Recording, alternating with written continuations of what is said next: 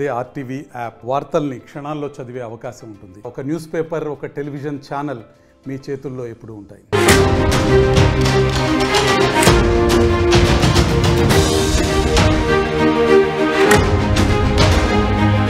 Breaking news చూస్తున్నారు. మలక్పేట శిరీష హత్య కేసులో రోజుకో ట్విస్ట్ వెలుగులోకి వస్తోంది. భర్త వినయ్ కుమార్, ఆడపడుచు సరిత పాత్రపై పోలీసుల దర్యాప్తు జరుగుతోంది. వినయ్ కుమార్ కు శిరీష కంటే ముందే మరో యువతితో పెళ్లైనట్లు గుర్తించారు పోలీసులు. 2011లో పెర్సీ అనే యువతితో వివాహం జరిగినట్టుగా తెలుస్తోంది. పెర్సీని వినయ్తో పెళ్లికి ఒప్పించింది ఆడపడుచు సరిత. కట్నం కోసం వేధించడం, చిత్రహింసలకు గురి చేయడంతో వినయ్తో పాటు కుటుంబ సభ్యులు సరితపై పోలీసులకు ఫిర్యాదు చేశారు. మొదటి పెళ్లి దాచి శిరీషను రెండో వివాహం చేసుకున్నాడు వినయ్ కుమార్. పెళ్లైన ఏడాది నుంచి శిరీషకు వేధింపులు మొదలయ్యాయి. ఈ నెల 2న శిరీష మరణించింది. శిరీషకు మత్తు మందు ఇచ్చి హత్య చేసింది సరిత. ఈ నేపథ్యంలో సరితకు సంబంధించి కూడా ఇన్వెస్టిగేషన్ జరుగుతోంది. అలా ఇన్వెస్టిగేషన్ జరుగుతున్న తరుణంలో కూడా, ఆ ఇన్వెస్టిగేషన్ జరుగుతున్న క్రమంలో కూడా కొన్ని ఇంట్రెస్టింగ్ డిస్కషన్స్ జరుగుతున్నాయి. మరి ముఖ్యంగా తను చెప్పే అంశాలు, పోలీసులకు ఇచ్చే వివరాలు కూడా ఆశ్చర్యకరంగా ఉన్నాయి. ఈ నేపథ్యంలో ఇంతకీ ఇన్వెస్టిగేషన్ ఎలా జరుగుతోంది, దాంతోపాటు శిరీష బంధువులు ఏమంటున్నారు, అవన్నీ కూడా మీ ముందు చెప్పే ప్రయత్నం చేస్తున్న టీవీ మా ప్రతినిధి పెట్రీషా అప్డేట్స్ అందించేందుకు సిద్ధంగా ఉన్నారు. పెట్రీషా, ఇన్వెస్టిగేషన్ ఎంతవరకు వచ్చింది?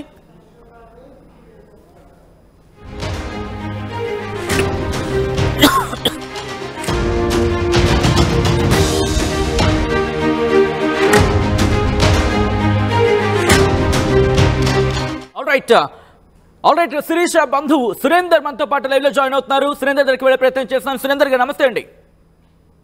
సార్ నమస్తే, చెప్పండి సార్. సురేందర్ గారు, శిరీషకు సంబంధించి మరి ముఖ్యంగా సరిత, ఆడపడుచు సరిత విషయంలో ఏం జరిగింది, అలాగే శిరీష విషయంలో ఇంకా ఎవరెవరి మీద మీకు అనుమానాలు ఉన్నాయండి?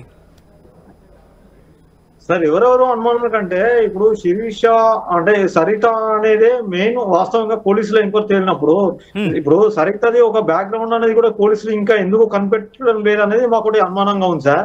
ఎందుకంటే సరిత బ్యాక్గ్రౌండ్ అనేది బయటపడుతుంది అనేది పక్కా శిరీష ఏదో దాచిపెడు అంటే బయట పెడతాను ఉద్దేశించే శిరీషను చంపాడు. ఏదో చిన్న గొడవతోటి శిరీషను హత్య చేసిందంటే మాత్రం దాన్ని మేము నమ్మడం లేదు సార్. ఖచ్చితంగా దీని ఇంకో పెద్ద బ్యాక్గ్రౌండ్ ఉంది, ఏదో చాలా మిస్టరీ ఉందనేది ఇంకా మేము అనుమానపడుతున్నాం సార్. ఎందుకంటే ఇప్పుడు వినయ్ కుమార్ సార్ పోలీసు వాళ్ళు ఇన్వెస్టిగేషన్ చేసినప్పుడు వినయ్కి ఇప్పుడు 2వ మ్యారేజ్ అయిన విషయము, 3వది అయిన విషయం ఇప్పుడు బయటకు వస్తున్నాయి. అటువంటిప్పుడు ఖచ్చితంగా పోలీసులు తప్పకుండా ఇంకా ఇన్వెస్టిగేషన్ చేయాల్సిన అవసరం ఉంది అనుకున్నాం సార్ మేము.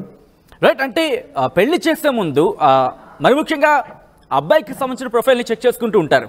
ఎక్కడ మీకు అనుమానం రాలేదా?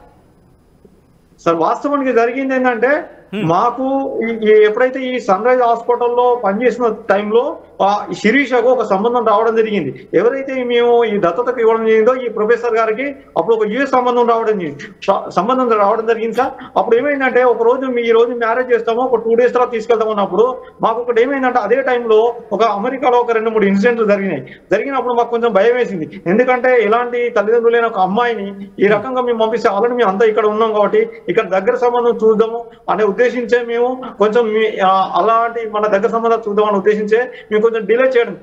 ఈ విషయాన్ని ఆసరా చేసుకొని ఏం చేసిందంటే ఈ సరిత ఆమెను వాళ్ళ తమ్ముడిని పరిచయం చేసి ట్రాప్ లోకి తీసుకెళ్ళినప్పుడు మాకు ఎలాంటి సమాచారం కానీ ఆ మ్యారేజ్ చేసినప్పుడు కనీసానికి సమాచారం కూడా ఇవ్వలేదు. తను తీసుకెళ్లేసింది. వాస్తవానికి తను ఏ రకంగా అంటే ఆమె వెంట ఒక పోలీస్ అధికారి ఉన్నాడు కూడా మాకు లేటెస్ట్ సమాచారం సార్. అప్పుడు ఆ పోలీస్ ఇన్వెస్టిగేషన్ లో పోలీస్ అధికారులు తన వెనక ఉన్నారనుకుంటున్నారా? పోలీసు బావ అని కూడా తన మొబైల్ నంబర్ లో ఫీడ్ చేసుకున్నట్టుగా మాకు తెలిసింది. ఆ పోలీసు బావ ఎవరో కూడా కొంచెం పోలీసు ఇన్వెస్టిగేషన్ లో కూడా తెలుసుకోవాల్సిన అవసరం ఉంది. ఎందుకంటే మరి ఇంత బలంగా అంటే పోలీసు ఇంకా వాళ్ళకి ఆమె గైడ్లైన్స్ ఇచ్చుకుంటూ ఇంకా ఈ విషయాన్ని కప్పించడానికి ఆ పోలీసు బావ ఎవరు కూడా విషయం బయటికి తీయాలి సార్. రైట్, ఎందుకంటే శిరీష సరిత ఉందో ఫస్ట్ మ్యారేజ్ అయిపోయింది, ఆ రంజిత్ అన్నతోటి మ్యారేజ్ అయిపోయింది. మ్యారేజ్ అయిపోయిన తర్వాత మళ్ళీ ఏమైంది, ఇప్పుడు ఇంకో అతని పేరు లక్ష్మణ్. ఈ లక్ష్మణ్ మీద కూడా లక్ష్మణ్ మ్యారేజ్ చేసుకోవడం జరిగింది. అతని వయసులో తేడా ఉంది అని గ్రహించి అతని మీద ఒక దొంగతనం నేరం మోపినప్పుడు అతను ఏం చేశాడంటే ఆ బీరువాలో ఈమె బయటకు వెళ్ళినప్పుడు ఆ బీరువాలో తనిఖీ చేసినప్పుడే ఈ విషయాలన్నీ తనకు ఈమె ఆధార్ కార్డు కానీ టోటల్ గా ఇవన్నీ డేట్ వయసు తోటి బయటపడ్డప్పుడు తను ఏదో చాలా మోసం చేస్తుందని ఉద్దేశించే తను దూరం ఉండడమే తెలిసింది.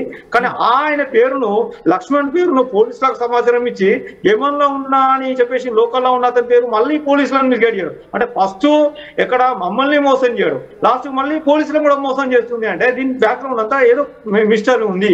ఖచ్చితంగా పోలీసులను కూడా మోసం చేస్తున్నారు. మళ్ళీ ఖచ్చితంగా ఎంక్వైరీ చేయాలి, ఇన్వెస్టిగేషన్ చేసి ఖచ్చితంగా అసలు ఏంది అనేది కనిపెట్టాల్సిన అవసరం ఉంది సార్.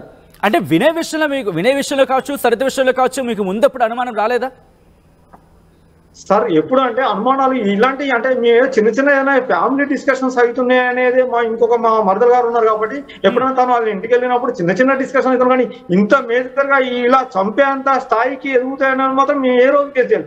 అలాంటి పరిస్థితి వచ్చినప్పుడు ఆమె బ్యాక్గ్రౌండ్ మీ అన్నది సార్, ఆమె మీ ఎంతో బ్యాక్గ్రౌండ్ వాస్తవానికి ఏంటంటే ఆమె మాకు చెప్పకుండా ఒక నిర్ణయం తీసుకున్నది కాబట్టి కొంచెం కోపం మీద అటు ఇటు ఉన్నాం. కానీ ఎప్పుడు తమకు మేము టచ్ లో ఉన్నాం. కానీ ఈ విషయాలనేది కూడా ఎప్పుడు కూడా వాళ్ళకి మమ్మల్ని వాళ్ళ ఇంటికి కూడా ఎప్పుడైనా రమ్మనేదా చేసేదా ఎప్పుడు కూడా వాళ్ళు మమ్మల్ని ఇన్వైట్ చేయకపోయేది. ప్లస్ మేము అంటే వాళ్ళు కూడా మా ఇంటి దగ్గర రాకపోయేది. ఒక 2 ఇన్సిడెంట్లు జరిగినాయి. ఇప్పుడు మా ఇంట్లో ఒక ఫ్యామిలీ మెంబర్స్ ఇద్దరు చనిపోయినప్పుడు కూడా అతను రానప్పుడు మాకు ఏమన్నా అంటే మీకు కొంచెం దూరంగా ఉండడం, ఇలాంటి క్యారెక్టర్స్ మనం ఎందుకు అనే ఉద్దేశించి మేము ఉండడం జరిగింది. కాబట్టి మాకు ఎందుకంటే ఫ్యామిలీతో టచ్ లో ఉన్నప్పుడు కొంచెం మాకు వచ్చేది అనుమానం వచ్చేది. కానీ శిరీష అనేది మా మరదలు ఇప్పుడు స్వాతికి ఎప్పుడన్నా టచ్ లో ఉండేది. కానీ అమ్మాయి కూడా వాళ్ళ హస్బెండ్ చనిపోవడం వల్ల ఏంటంటే అంటే ఇక్కడ ఒక్కసారి క్లారిటీ ఇచ్చే ప్రయత్నం చేయండి సురేందర్ గారు. అంటే ఇక్కడ వినయ్ ని సరిత ఇన్ఫ్లుయెన్స్ చేస్తుందా, లేకపోతే వినయ్ క్యారెక్టరే అటువంటిదా? దానికి సంబంధించి మీకు ఎటువంటి ఇండికేషన్స్ కావచ్చు, ఎటువంటి ఏమనిపించేది? ఒకసారి మళ్ళీ రిపీట్, నాకు అర్థం అవ్వట్లేదు సార్. ఇక్కడ వినయ్ కి సంబంధించి సరిత ఇన్ఫ్లుయెన్స్ చేస్తుందా? అంటే వినయ్ ని సరిత వెనకాల నడిపించిందా, లేకపోతే వాళ్ళిద్దరు కూడా అంతేనా? నాకు తెలిసిన సరితదే వినేది ఇద్దరు కలిసి ఏదో బ్యాక్గ్రౌండ్ బాగానే ఉందని అనిపిస్తుంది సార్ మాకు. ఓకే, వాళ్ళిద్దరు కూడా ఏదో ప్లాన్ లో ఉన్నారు సార్. అవును సార్. ఎందుకంటే ఆల్రెడీ వీళ్ళ ఫ్యామిలీ బ్యాక్గ్రౌండ్ అంతా అదే ఏర్పడుతుంది కదా సార్. ఇప్పుడు ఈ వినయ్ గారి బ్యాక్గ్రౌండ్ అది ఇప్పుడు 3వ పెళ్లి. ఇప్పుడు ఆల్రెడీ మైనర్ లో ఉన్నప్పుడు ఒకసారి ఏదో అంటే 2 పెళ్లిలు అయితే పక్క. ఇప్పుడు శిరీష తోటి 2వ మ్యారేజ్. అంతకుముందే మైనర్ గా ఉన్నప్పుడు కూడా రేపల్లెకి సంబంధించిన ఒక అమ్మాయి విషయంలో కూడా ఆ పెద్దలు పంచాయతీ చేసిందని తెలిసింది. తర్వాత అంటే అతనితో 3, ఈమె కూడా 2 ఇన్సిడెంట్లు. తర్వాత ఇప్పుడు ఇంకా కాకుండా ఇదే కాకుండా ఇంకేమన్నా ఇన్సిడెంట్లు ఇట్లాంటి విషయాలు తెలిసినాయా శిరీషకు తెలవడం వల్లనే మరి ఏమన్నా వేరే వాళ్ళు చెప్తారని ఉద్దేశించి కూడా చేయొచ్చు కదా. కానీ ఎలాంటి కారణం లేకుండా ఇలా చిన్నపాటి ఏదో ఒక గొడవకు తను ఇలా చేసిందంటే మాత్రం మీరు నమ్మడం లేదు సార్. రైట్. సరిత విషయంలో ఎప్పుడైనా మీకు కంప్లైంట్ చేస్తున్నా, ఇన్ఫాక్ట్ శిరీష కంప్లైంట్ చేస్తుంటే సరిత విషయంలో ఏమని చెప్పేది మీకు? మామూలుగా ఇంట్లో ఏంటంటే తను వాస్తవానికి ఏంటంటే శిరీష మీదనే వీళ్ళంతా ఆధారపడి వీళ్ళు ఆమె సంబంధించిన దానికే వీళ్ళు చేస్తుంటే ఆమె కొంచెం ఎందుకో నాకు ఇంట్లో మాకు అంటే నాకు కొంచెం టార్చర్ లాగా అనిపిస్తుంది, నేను ఏదైనా జాబ్ చేసుకొని నేను ఎక్కడైనా బతకగలుగుతాను అని చెప్పేసి అనే తప్ప అంటే మేము అనుకుంటే ఫ్యామిలీలో చిన్నగా ఈమె మీద డిఫెండ్ అయి ఉండడం జరుగుతుంది అని అట్లే అనుకున్న తప్ప మాకు ఇంత ఫోర్స్గా ఇట్లా జరుగుతుందని అనుకోలేదు. వినయ్ కుటుంబానికి సంబంధించి ఎందుకంటే శ్రీశైలం దగ్గర ఉన్న ఆ ఇంటికి ఎప్పుడో వెళ్ళే ప్రయత్నం చేస్తారో, చుట్టుపక్కల వాళ్ళతో మాట్లాడే ప్రయత్నం చేస్తారు. ఎందుకంటే ఒక ఫ్యామిలీకి అమ్మాయిని ఇచ్చినప్పుడు చుట్టుపక్కల వాళ్ళకి సంబంధించి మాట్లాడి తెలుసుకునే ప్రయత్నం చేస్తూ ఉంటాం. అటువంటి ప్రయత్నం ఏమైనా జరిగిందా మీ నుంచి? వాస్తవానికి ఏంటంటే మేము మా మరదలామె స్వాతి ఇప్పుడు వెళ్ళి వచ్చేది. ఎక్కడ అంటే అది వాస్తవం మేము అక్కడికి దాకా వెళ్ళకపోయింది. వీళ్ళు ఉండేది హైదరాబాద్ లో కదా. హైదరాబాద్ లో ఉన్నప్పుడు వీళ్ళ బిజీలో వాళ్ళు వెళ్ళిపోతారు. అపార్ట్మెంట్ లో ఉన్నప్పుడు ఆ ఫ్యామిలీ బ్యాక్గ్రౌండ్ గురించి మేము అంత పెద్దగా ఏంటంటే వెళ్ళిపోతూ వస్తున్నది కాబట్టి మేము అంత పెద్దగా డెప్త్గా ఎప్పుడు వెళ్ళలేదండి మేము అప్పుడు. రైట్. సురేందర్ గారు, ఒక ప్రచారం అయితే జోరుగా ఉంది. మరి ముఖ్యంగా శిరీషకు సంబంధించి సరిత కొన్ని విషయాలు కాస్త గుట్టు శిరీష దగ్గర ఉంది. ఆ నేపథ్యంలోనే బెదిరించేది సరితను శిరీష. సో ఇటువంటి సినారియోలో సరిత ఈ పనికి దిగింది అంటూ కూడా ఒక ప్రచారం ఉంది. ఇది నిజమా? సరిత గురించి మాత్రం పెద్ద ఏదో బ్యాక్గ్రౌండ్ ఉంది అనుకుంటున్నాం అండి. దీన్ని ఇంకా ఏదో అంటే ఏదో కుట్ర బాగానే జరుగుతుంది అని అనుకుంటున్నాం మేము. అంటే వినయ్ సరిత కాకుండా వేరే వాళ్ళ హస్తం ఎవరైనా ఉందని చెప్పి అనుమానం వ్యక్తం చేయడం జరుగుతుందా? అర్థం కావట్లేదు సార్. అంటే సరిత వినయ్ కాకుండా ఇంకా ఎవరైనా ఉండొచ్చా? నాకు తెలిసినంత వరకైతే మరి ఈ రూమ్ లో ఉన్నప్పుడు ఇప్పుడు ముగ్గురు ఉన్నారు కాబట్టి ఆ ముగ్గురులలో మరి ఏం జరిగింది అనేది కూడా కొంచెం ఉంది. ఆ A3 మీద కూడా కొంచెం అంటే డెప్త్ గా అతని నుంచి కూడా బాగా ఇన్వెస్టిగేషన్ చేస్తే బాగుంటుంది సార్. ఎందుకంటే అతను అక్కడ వాళ్ళ రూమ్ లో ఉండడం ఏంటి, మాకు తెలిసిన సమాచారం ఏంటంటే వాస్తవానికి వినయ్ ఆ టైంలో కూడా ఏదో మద్యం తాగడానికి బయటకు వెళ్ళిండు, మళ్ళీ సమాచారం తెలవగానే ఆడికి వచ్చిండు మళ్ళీ అనేది ఒక విషయం తెలిసింది. మరి అటువంటిప్పుడు పోలీసులు కూడా కొంచెం పూర్తిగా మరి ఆ A3 పర్సన్ గురించి కూడా కొంచెం ఇన్వెస్టిగేషన్ చేస్తే బాగుంటుంది సార్. అంటే శిరీష మృతి చెందిన సందర్భంలో సరిత కూడా అక్కడే ఉందా? సరిత అక్కడే ఉంది, రూమ్ లో ఉంది కదా సార్. మీకు ఎవరు కాల్ చేశారు? సరిత కాల్ చేసిందా లేకపోతే వినయ్ కాల్ చేశారా? సరితే కదా, సరితతో కదా డిస్కషన్ జరిగింది. అంటే ఏం డిస్కషన్ జరిగిందండి? ఏం డిస్కషన్ జరిగింది? అదే సార్, ఇప్పుడు ఈమె మీకు అంటే పోలీసులు చెప్పారు విషయం, పోలీసులు చెప్పిన విషయం అంటే మాకు తెలిసింది. కానీ ఈ పోలీసులు చెప్పే విషయం అయితే చాలా సున్నితమైన, అది మామూలు విషయమే. పోలీసులు చెప్పే విషయం కరెక్ట్ కాదు. అది ఖచ్చితంగా శిరీష ఏదో విషయం ఖచ్చితంగా ఏదో బయట పెడతానంటేనే ఆమె ఈ ఒక పథకం ప్రకారం ఇక శిరీషకు తెలుసు కాబట్టి ఇదే అవకాశంగా ఆమె ఆల్రెడీ చేసిందని అనుకుంటున్నాను. అంటే శిరీషకు సంబంధించి అంటే సరితకు సంబంధించి గత మ్యారేజెస్ విషయంలో వాళ్ళు ఎవరైనా మీతో కాంటాక్ట్ లోకి వచ్చారా? ఎస్ ఇది తనతో ఉన్న ఇష్యూస్, లేకపోతే వాళ్ళతో మీరు మాట్లాడే ప్రయత్నాలు ఏమైనా జరిగాయా? హలో సురేంద్ర గారు, నా మాట వినిపిస్తుందా మీకు? వాయిస్ కొంచెం లో వినిపిస్తుంది, చెప్పండి. ఇప్పుడు వినిపిస్తుంది నా మాట మీకు? వినపడుతుందండి.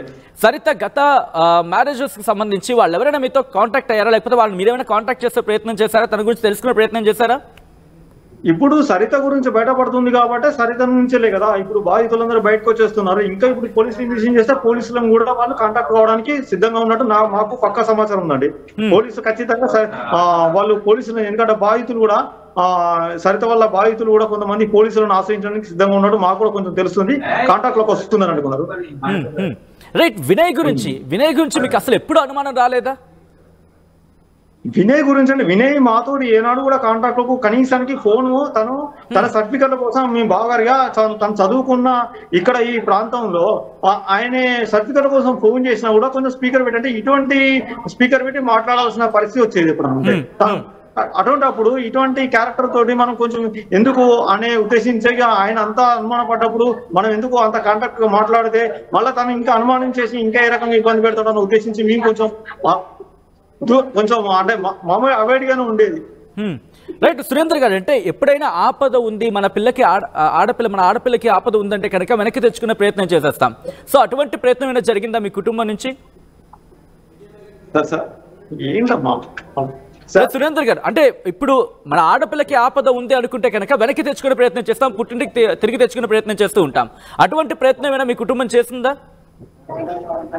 ఈ పరిస్థితుల్లో ఎలాంటి పరిస్థితుల్లో మేమైతే వెనుకకైతే పోయేది లేదండి. ఖచ్చితంగా ఆమె ఈ శిరీష అయితే ఏదైతే తను ఛాలెంజ్ చేసిందో, ఓపెన్ ఛాలెంజ్ చేసిందో, నాకు ఖచ్చితమైన నేనైనా తేలితే అటువంటి ఆమెకు ఖచ్చితంగా ఉరిశిక్ష పడేంత వరకు కానీ మేము ఖచ్చితంగా ఫైట్ చేస్తామండి. రైట్ సురేంద్ర గారు, thanks for joining with RTV. మీకు న్యాయం జరగాలని కోరుకుంటాం, ఎట్ ద సేమ్ టైం కోరుకుందాం. మా ప్రతినిధి పెట్రీషియా దగ్గరికి వెళ్ళే ప్రయత్నం చేస్తాను. పెట్రీషియా అప్డేట్స్ అందించేందుకు లైవ్లో సిద్ధంగా ఉన్నారు. పెట్రీషియా, ఇప్పుడు కేసు ఇన్వెస్టిగేషన్ ఎంతవరకు వచ్చింది? ఇన్వెస్టిగేషన్లో సరిత ఎటువంటి అంశాలను పోలీసుల విచారణలో వెల్లడించింది?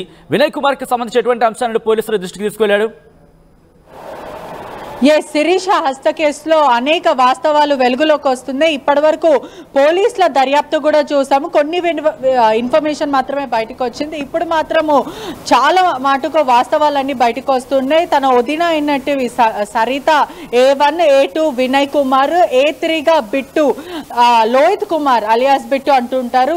అక్యూజ్ కింద ఈ ముగ్గురిని కూడా 2 days బ్యాక్ చాదర్ఘట్ పోలీసులు మీడియా ముందు ప్రవేశించడం జరిగింది. మరోవైపు చూసుకుంటే కూడా ఈ ముగ్గురు పైన కూడా శిరీష కుటుంబ సభ్యులకు కూడా అనుమానాలు వ్యక్తం అవుతున్నాయి. సరితకు గతంలోనే అనేక వ్యక్తులతో వివాహం జరిగింది, చాలా మంది ఇల్లీగల్ అఫైర్స్ ఉన్నాయని కూడా సమాచారం వస్తుంది. వినయ్ అనే వ్యక్తికి కూడా శిరీష కన్నా ముందే ఒక మైనర్ అమ్మాయితో కూడా మ్యారేజ్ అయింది 2012లో. అధికంగా కట్నం ఇవ్వాలంటూ అమ్మాయి మీద తీవ్రంగా దాడి చేసి ఒకవైపు లైంగిక వేధింపులకు కూడా గురయ్యారని తెలుస్తుంది. ఇప్పుడు ఇదంతా కూడా వెలుగులోకి వస్తుంది. లోహిత్ కుమార్ ఎవరైతే అలియాస్ బిట్టి ఉన్నాడో అతని మీద కూడా అనేక వివరాలన్నీ కూడా బయటకు వస్తున్నాయి. శిరీష హత్య కేసులో మొదట వినయ్ కుమార్ మైనర్ అమ్మాయిని పెళ్లి చేసుకొని నర్సారావుపేట పోలీసులకి వినయ్ కుమార్ మొదటి భార్య సింగా పెర్సి అనే అమ్మాయి కంప్లైంట్ ఇచ్చి అధికంగా నాకు కట్నం అడుగుతారు, వేధింపులకి గురి చేస్తారంటూ సరిత గురించి వినయ్ గురించి వాళ్ళ కుటుంబ సభ్యులు ఏ విధంగా అదనపు కట్నం కోసము వేధించారు, బలవంతంగా ఎందుకు పెళ్లి చేశారు, వినయ్ కుమార్ అడ్డు పెట్టుకొని సరిత ఎందుకు ఇలా చేసుకుంటూ వస్తుంది, ఒకవైపు ఉదంతాలకి పాల్పడుతున్నారు, ఇటువంటి దారుణాలకి పాల్పడుతున్నారు, మహిళలను అడ్డు పెట్టుకొని వీళ్ళు అధికంగా డబ్బులు వసూలు చేస్తున్నారు, ఒకవైపు వేధింపులకి గురి చేస్తున్నారంటే ఆ మహిళ నర్సారావు పోలీస్ స్టేషన్ కి కంప్లైంట్ ఇవ్వడం అయితే జరిగింది. సురేందర్ కూడా వాళ్ళ బావ శిరీష బావ కూడా క్లియర్ గా చెప్పడం అయితే జరిగింది. అంటే మొత్తం మీద చూసుకుంటే కూడా ఒకవైపు సరిత లక్ష్మణ్ రంజిత్ అనే వ్యక్తులను కూడా మోసం చేసిందని కూడా పూర్తిగా తెలుస్తుంది. ఒకవైపు ఇన్స్టాగ్రామ్ లో గానీ టిక్ టాక్ లు చేసుకుంటూ మనుషులను చిన్న పాస్ ప్రయత్నం చేస్తున్నాను పెట్రీషియా. అంటే ఇక్కడ వీళ్ళిద్దరు లక్ష్యం కూడా పెళ్లిళ్ళు చేసుకొని మోసం చేసి వాళ్ళని వదిలేసి దాన్ని అంటే ఒక పెళ్లి అనే ఒక పదం కావచ్చు, లేకపోతే దాన్ని మిస్యూజ్ చేద్దాం అనుకునే విధంగా దాన్ని ఎన్కాష్ చేసుకుందాం అనే విధంగా ఉపయోగించుకున్నారనుకోవాలా? Yes exactly. మొత్తం మీద కూడా కిలాడి ఫ్యామిలీ అని తెలుస్తుంది. ఒకవైపు సరిత అంటే కొంచెం డబ్బున్న వాళ్ళకి వెరవేయడం, ఆ తర్వాత వాళ్ళని మోసం చేసి ఇంకో పెళ్లి చేసుకోవడం, అలా 2 పెళ్లిళ్ళు చేసుకుంది. మరోవైపు వినయ్కి కూడా మంచి అమ్మాయిలు, మొదట సరిత కొంతమంది అమ్మాయిలతో ఫ్రెండ్షిప్ చేయడం, ఆ తర్వాత మా తమ్ముడిని చేసుకో, మా తమ్ముడు నువ్వు లేకపోతే ఉండలేడు, చచ్చిపోతాడంటూ ఇటువంటి మాయ మాటలు చెప్పి ఆ తర్వాత వినయ్కి కట్టపెట్టడం, దాని తర్వాత అధికంగా డబ్బులు తీసుకురావాలి అంటూ కట్న వేధింపులకి గురి చేయడం, ఆ అమ్మాయిలని టార్చర్ చేయడం, ఆ తర్వాత వాళ్ళని అడ్డు తొలగించుకోవడం. గతంలో కూడా వినయ్కి మొదటి పెళ్లి ఏదైతే అయిందో ఆమె మైనర్ బాలిక అని తెలుస్తుంది. అప్పుడు కూడా ఎవరికి తెలియకుండా వినయ్కి కట్టబెట్టింది. దాని తర్వాత పెళ్లి చేసుకోమని బెదిరించి నీ లైఫ్ బాగుంటుంది మా తమ్ముడిని చేసుకుంటే అంటూ ఆ అమ్మాయికి చెప్పడం, ఆ తర్వాత సేమ్ టు సేమ్ యాప్ట్ గా శిరీషకు కూడా చెప్పడం. ఎందుకంటే ఇప్పటికే శిరీషకి తల్లిదండ్రులు లేరు, ఆ తర్వాత ఆర్ఫన్ వాళ్ళు అడాప్ట్ చేసుకున్నారంటే ఏదైతే ఒక ప్రొఫెసర్ అడాప్ట్ చేసుకొని పెద్ద చేసి నర్సింగ్ చదివిపించాడు, అటువంటిది నువ్వు మా తమ్ముడిని చేసుకుంటే బాగుపడతావు, నీకు నాకు 14 years నుంచి పరిచయం ఏర్పడింది కాబట్టి మా తమ్ముడిని చేసుకొని నువ్వు లేకపోతే ఉండలేడంటే ఇటువంటి మాయమాటలు చెప్పి ఆ తర్వాత ఏదైతే శిరీషకి సరిత గురించి పూర్తిగా తెలిసిపోయిన తర్వాత శిరీష సరితని క్వశ్చన్ చేయడం, ఏంటి నువ్వు ఇలా మోసాలు చేస్తావా అని అడగడంతో కోపంకి గురయ్యి ఒకవైపు శిరీషని ఏదన్నా చెయ్యాలంటూ ఇంజెక్షన్ ఇచ్చి ఆ తర్వాత మెత్తతో నుడిమి చంపేసిన పరిస్థితి. ఒకవైపు ఆర్టీవీకి చెప్పడం, దాని తర్వాత నేను ఓపెన్ ఛాలెంజ్ చేస్తున్నాను, మేము ఎవరిని చంపలేము, ఒకవేళ చంపితే మాకు శిక్ష అయ్యాలంటూ మ్యానిపులేటింగ్ గా మాట్లాడడం, పోలీసులను కూడా తప్పుదోవ పట్టించడం, మొదట బాడీని మాయం చేయడం, ఇవన్నిటి మీద కూడా అనుమానాలు వ్యక్తమయ్యాయి. పూర్తిగా అయితే పోలీసులు కేసు నమోదు చేసుకొని రిమాండ్కి కూడా తరలించారు. కానీ పూర్తిగా చూసుకుంటే కూడా శిరీషని ఇంకా కఠినంగా శిక్షించాలి, బలమైన చట్టాలు బలమైన సెక్షన్లు తన మీద అమలు చేయాలి. కానీ సరిత విషయంలో గతంలో ఉన్న వ్యక్తులు కాదు, గతంలో పెళ్లిళ్లకు సంబంధించిన అంశాన్ని ఇక్కడ ప్రస్తావించడం జరుగుతోంది కాబట్టి ఆ బాధితులు ఎవరైనా తెర మీదకి రావడం జరుగుతోందా? వాళ్ళు ఏమైనా చెప్పే ప్రయత్నం చేస్తున్నారా? వాళ్ళందరూ కూడా ఫారిన్ కంట్రీస్ లో ఉంటారని కూడా తెలుస్తుంది. అంటే డబ్బున్న వాళ్ళని అదే విధంగా టిక్ టాక్స్ ఇన్స్టాగ్రామ్ రీల్స్ చేస్తూ వాళ్ళని ఏమార్చి మాయ చేసి ఇట్లా పెళ్లిళ్ళు చేసుకొని ఆ తర్వాత వాళ్ళ దగ్గర ఉన్న ఆస్తి గాని కట్నం పేరుతో ఒకవైపు అమ్మాయిలు అయితే తమ్ముడిని వెరవేసి కట్నం గుంజుకోవడం, ఆ తర్వాత అబ్బాయిలు అయితే నువ్వు నన్ను వేధిస్తున్నావని తప్పుడు కేసులు పెట్టి వాళ్ళని నిరికించడం, ఇదంతా కూడా ఫ్యామిలీ డ్రామా, కిలాడి ఫ్యామిలీ అని తెలుస్తుంది. మొత్తం మీద కూడా పోలీసుల మీద కూడా అనుమానాలు వ్యక్తం అవుతున్నాయి. శిరీష కుటుంబ సభ్యులకి ఏదైతే సరిత ఉందో, సరిత వినయ్ మరియు బిట్టు వీళ్ళ ముగ్గురిని కూడా కఠినంగా శిక్షించాలి, అధికంగా వీళ్ళ పైన బలమైన చట్టాలు వేయాలి, ఇటువంటి వాళ్ళు సమాజానికి హానికరం అంటూ కుటుంబ సభ్యులు చెప్తున్న పరిస్థితి కనిపిస్తుంది. రైట్ పెట్రీషియా, మొత్తంగా అయితే మాత్రం శిరీష విషయంలో శిరీష కేసుకు సంబంధించి మలక్పేట శిరీష హత్య కేసులో రోజుకో ట్విస్ట్ వెలుగులోకి వస్తోంది. భర్త వినయ్ కుమార్ ఆడపడుచు సరిత పాత్రపై పోలీసుల దర్యాప్తు జరుగుతోంది. వినయ్ కుమార్ కు శిరీష కంటే ముందే మరో యువతితో పెళ్లైనట్లుగా గుర్తించినట్టుగా తెలుస్తోంది. దాంతోపాటు 2011లో పెర్సీ అనే యువతితో వివాహం జరిగినట్టుగా ఆ ఇన్వెస్టిగేషన్ లో బయటకు వచ్చినట్టుగా తెలుస్తోంది. ఇక పెర్సీని వినయ్తో పెళ్లికి ఒప్పించింది సరిత. కట్నం కోసం వేధించడం, చిత్రహింసలకు గురి చేయడంతో వినయ్తో పాటు కుటుంబ సభ్యులు సరితపై పోలీసులకు ఫిర్యాదు చేసిన అంశానికి సంబంధించి మాట్లాడుకోవడం జరుగుతోంది. మొదటి పెళ్లి దాచి శిరీషను రెండో వివాహం చేసుకున్నాడు. ఇన్ఫాక్ట్ రెండో వివాహం చేసుకోవడం జరిగింది వినయ్. పెళ్లైన ఏడాది నుంచి శిరీషకు వేధింపులు మొదలయ్యాయి. ఈ నెల 2న శిరీష మరణించింది. శిరీషకు మత్తు మందిచ్చి హత్య చేసింది సరిత. ఈ నేపథ్యంలో ఇన్వెస్టిగేషన్ జోరందుకుంది. వీళ్ళిద్దరే ఉన్నారా, లేకపోతే వీళ్ళిద్దరు వెనకాల ఇంకా ఎవరైనా ఉన్నారా అనే కోణంలో కూడా పోలీసుల దర్యాప్తు జరుగుతోంది. ఈ కథను మిమ్మల్ని కాస్త కలవరపరచే, మిమ్మల్ని కలవరపడి గురి చేయడం ఆర్టీవీ ఉద్దేశం కాదు, కానీ ఇటువంటి కథనాలు చూసినప్పుడు కాస్త కలవరపడి గురయ్యే అవకాశం ఉంటుంది కాబట్టి దీనికి సంబంధించి తగిన జాగ్రత్తలు తీసుకోవాలని ఆర్టీవీ సూచించడం జరుగుతోంది.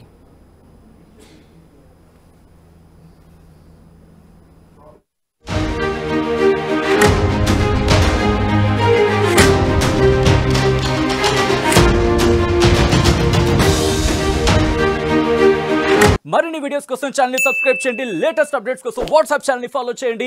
అండ్ లింక్ డిస్క్రిప్షన్ లో ఉంది.